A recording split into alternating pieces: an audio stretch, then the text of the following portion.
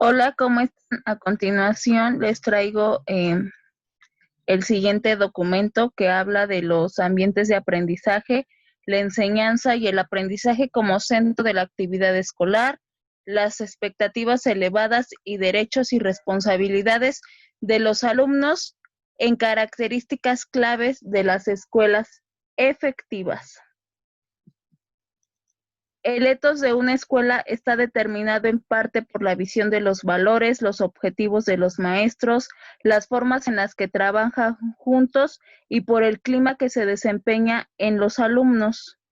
Es decir, el ambiente de aprendizaje, las características particulares que resultan de lo anterior, parecen traducirse a un ambiente ordenado y a un medio de trabajo atractivo. Este se enfoca en dos principales características, que es una atmósfera ordenada. El primero, es más probable que las escuelas con éxito sean lugares tranquilos en vez de sitios caóticos. Muchos estudios han subrayado en la importancia de mantener un clima ordenado y orientado al trabajo. También señalan que estimular el autocontrol entre los alumnos puede funcionar posiblemente en el aula, y además explican las desventajas de los niveles altos de ruido y movimiento para lograr la concentración de los alumnos.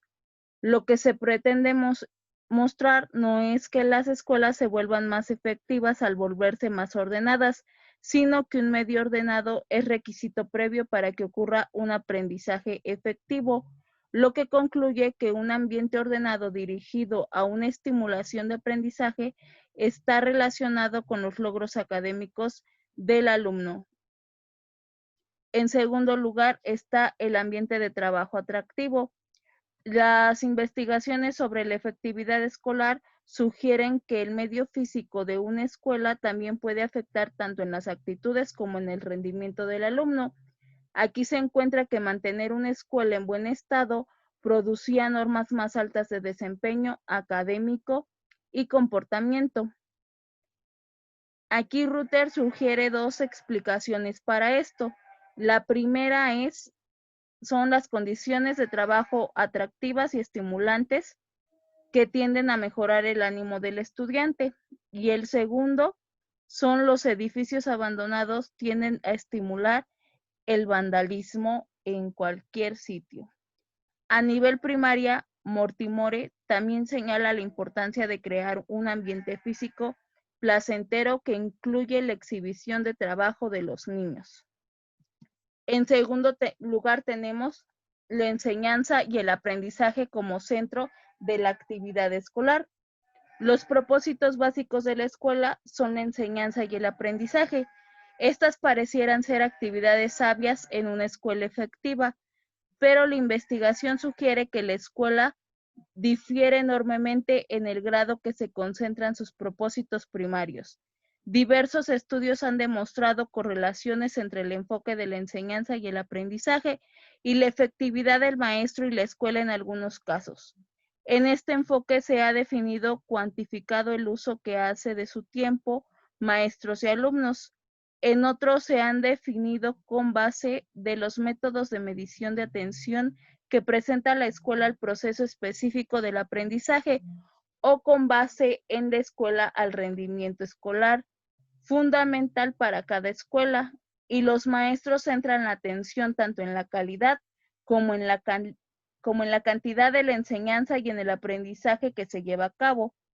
Aquí tenemos, en primer lugar, o en el inciso A, lo que es la optimización del tiempo del aprendizaje.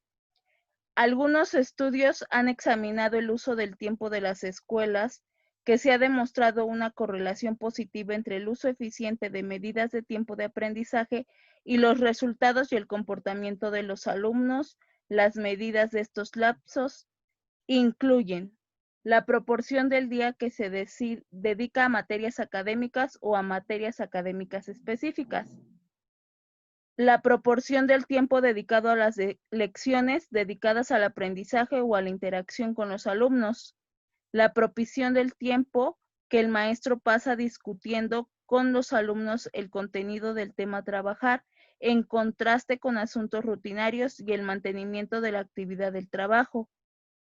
El interés de los maestros por objeto cognitivo en contraste con una meta de relaciones personales y objetivos afectivos.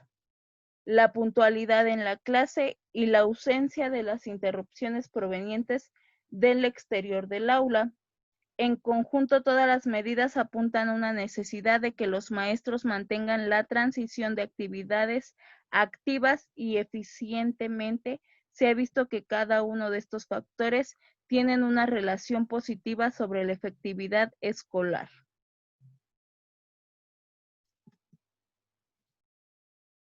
El énfasis académico.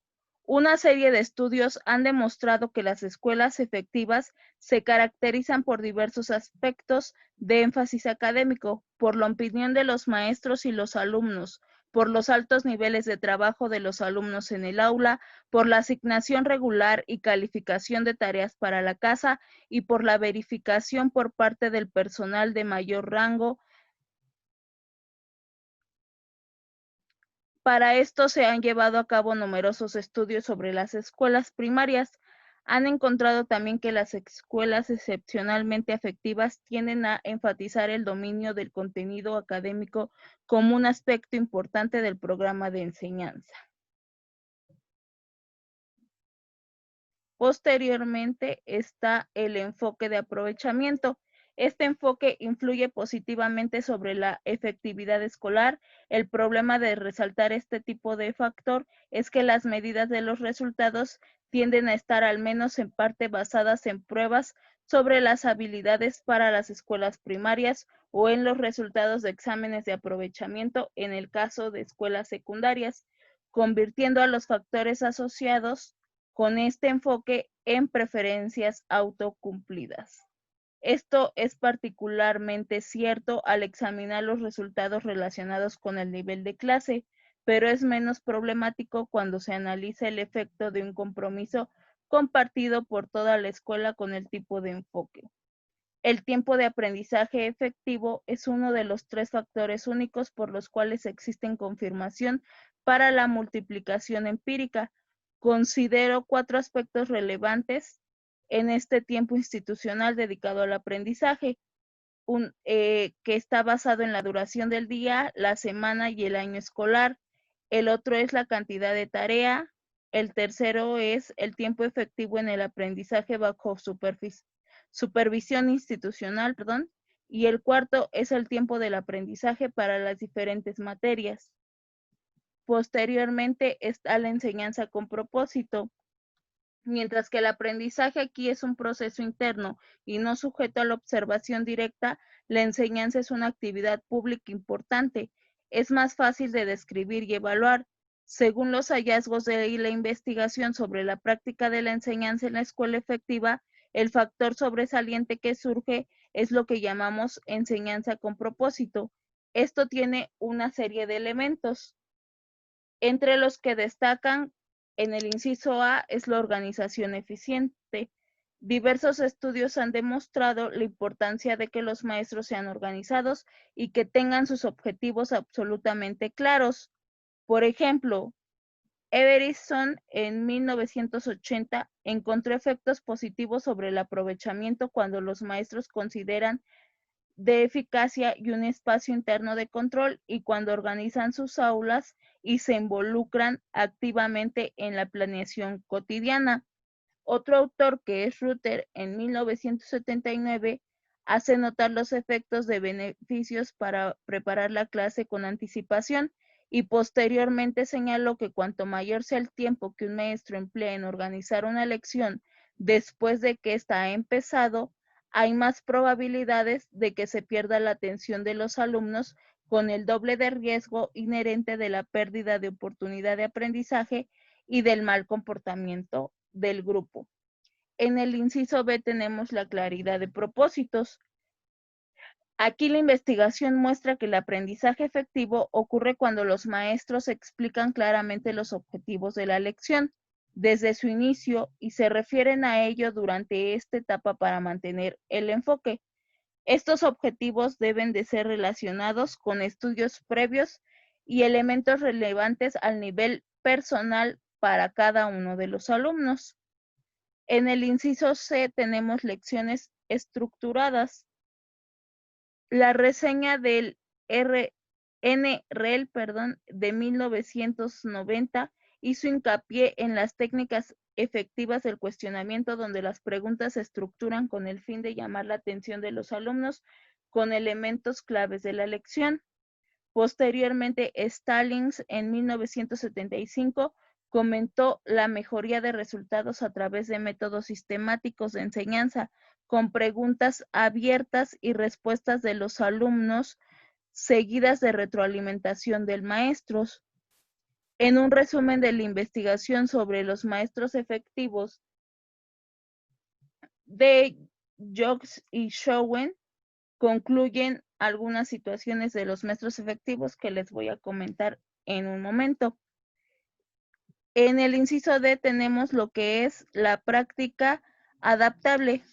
Aquí el progreso de los alumnos es evidentemente cuando los maestros son sensibles a las diferencias en el estilo de aprendizaje de los alumnos y cuando identifican y utilizan estrategias adecuadas.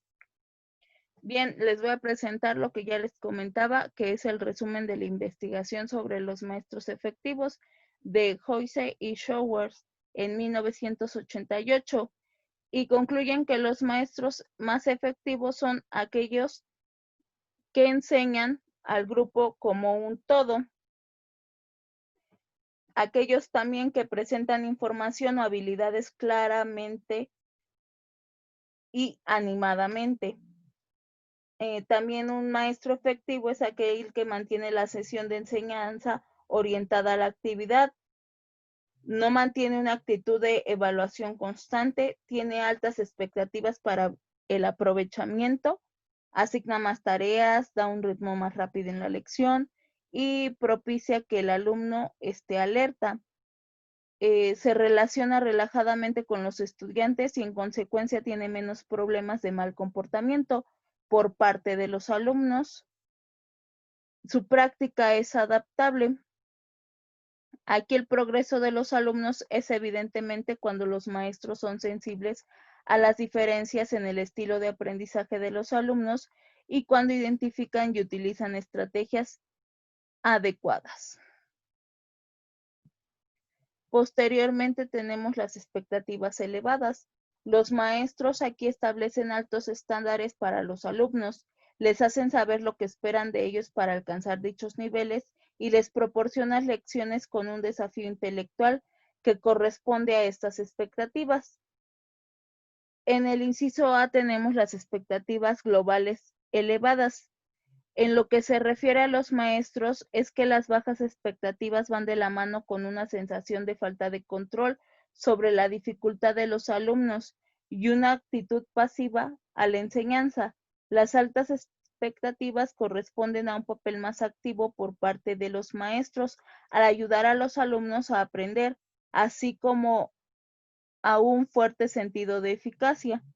En segundo lugar, tenemos la comunicación de expectativas.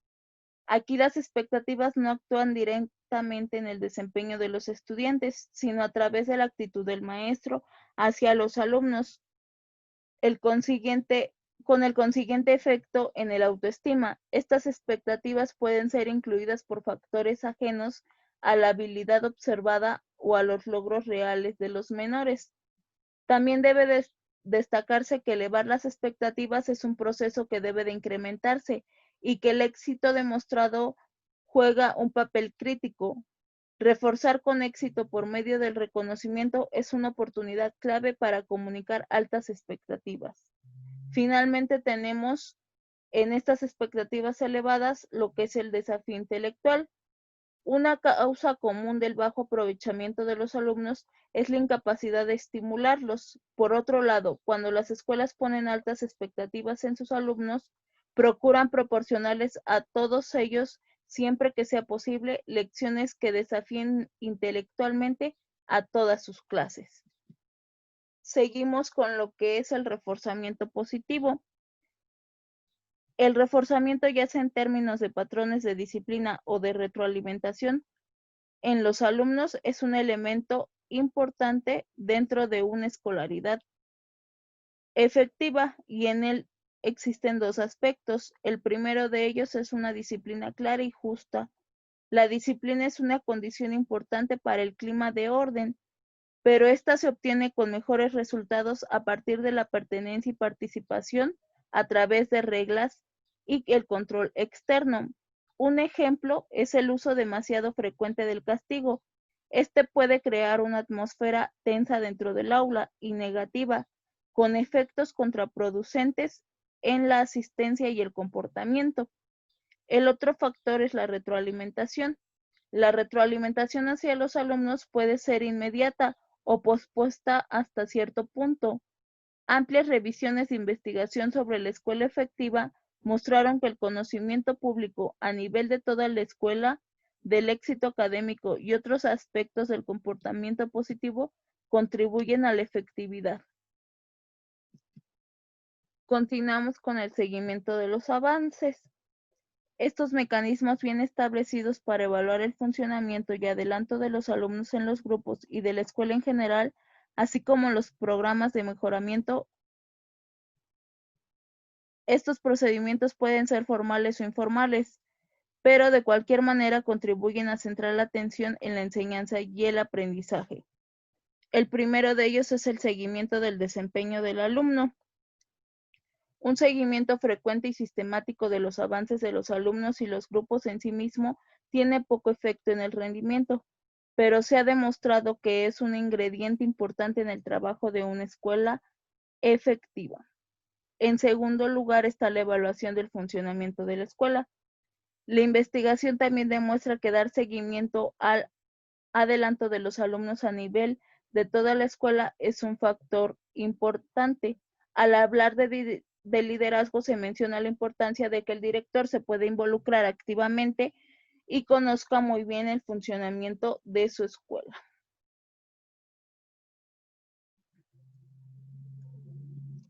Posteriormente tenemos los derechos y responsabilidades de los alumnos. Estos se dividen pues en tres situaciones. Un hallazgo común en la investigación sobre la escuela efectiva es que pueden obtener avances sustanciales en efectividad cuando se eleve la autoestima de los alumnos. El primero de ellos es el inciso A, que es elevar el autoestima del alumno. Los niveles de la autoestima sin afectados de manera significativa por el trato dado por los demás son un factor principal para determinar el rendimiento. En el caso de que la autoestima del alumno, las actitudes de los maestros son expresadas de diversas maneras, la forma en la que se comunica con los alumnos, el grado en que se conoce, el respeto y estos si se sienten comprendidos y los esfuerzos que los maestros hacen para responder a las necesidades personales de cada estudiante. En inciso B tenemos las posiciones de responsabilidad. Los estudios británicos han demostrado los efectos positivos tanto en el comportamiento del alumno como en el éxito de los exámenes a través de darle una alta proporción de estudiantes posiciones de responsabilidad en el sistema escolar. Y en el inciso C, el control del trabajo. Un estudio británico sobre la escuela primaria demostró que se producen efectos positivos cuando se estimulan a los alumnos para manejar su trabajo con independencia del maestro durante periodos de corto tiempo. Posteriormente tenemos la colaboración que viene del hogar y de la escuela. Aquí más que nada se basa en la participación de los padres en el aprendizaje de sus hijos. Las formas especiales en las que las escuelas fomentan la buena relación hogar-escuela y alientan la participación de los padres en el aprendizaje de sus hijos son afectadas por la edad de los alumnos y probablemente se identificarían diferencias marcadas entre la escuela primaria y la escuela secundaria. El estudio de Mortimore en 1988 en las escuelas de enseñanza media encontró beneficios positivos cuando los padres ayudaban en el aula y en excursiones de la escuela, en la que regularmente había juntas sobre los avances de sus hijos con la política puertas abiertas. Después tenemos a Tizar en 1982, demostró que cuando los padres se involucran en la lectura, el efecto era mayor que teniendo un maestro adicional en el aula. Después, con Armour en 1976, mostró que la presencia de los padres en el espacio escolar y su participación en comités, actos cívicos y otras actividades tenían efecto positivo en el rendimiento de los alumnos. Finalmente, Coleman en 1993 habló sobre las actitudes positivas y apoyo por parte de los maestros y estudiantes y padres de familia en el desarrollo de la responsabilidad del alumno para lograr un aprendizaje. Posteriormente tenemos una organización para el aprendizaje. Esta organización es la formación y actualización del personal académico basado en la escuela. Aquí Mortimore, igual en 1988, encontró que los cursos de actualización en servicio tenían un efecto positivo en los resultados solo cuando asisten por una buena razón. Posteriormente, lo que es Stedman en 1987 enfatizó la importancia de que la actuación fue diseñada para las necesidades específicas del personal. Y finalmente Coleman en 1990 señala el efecto positivo que puede propiciar el apoyo de los cuerpos administrativos a nivel local, lo que equivale a las autoridades locales de la educación. Estos factores interrelacionados y en muchas formas mutuamente dependientes que identifican este artículo parecen ser genéricos. En otras palabras, la evidencia de su importancia derivan tanto a los estudios de la escuela secundaria como a lo que es la enseñanza de la educación primaria. Aquí tenemos por último lo que es la referencia de donde sale esta información, que es el ambiente de aprendizaje, la enseñanza y el aprendizaje como centro de actividad escolar, las expectativas elevadas, derechos y responsabilidades de los alumnos, en características claves de la escuela efectiva.